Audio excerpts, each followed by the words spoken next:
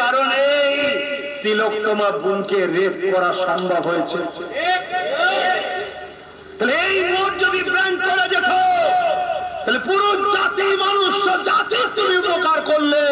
ইসলাম তাই মদ মুক্ত সমাজের নাম, জোরে বলুন সুবহানাল্লাহ। আর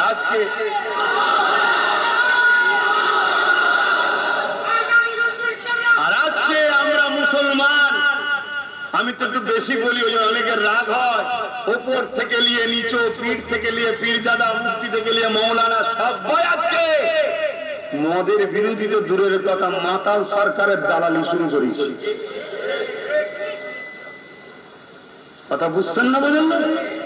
তখনই আব্বাস সিদ্দিকী হয়ে গেলাম খারাপ।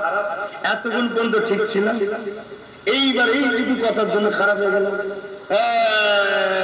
এটা ঠিক নাই।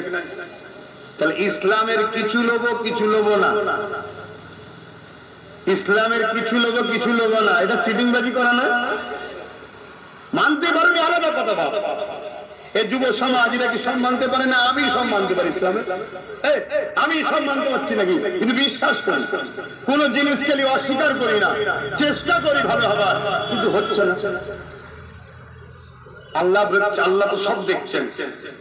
চেষ্টাকারীকে আল্লাহ এত পছন্দ করে, তাকে ওলি বানিয়েই তুলবে, জোরে বলুন সুবহানাল্লাহ। সমাজের উপকার কোনটা সেটা ভাবতে হবে।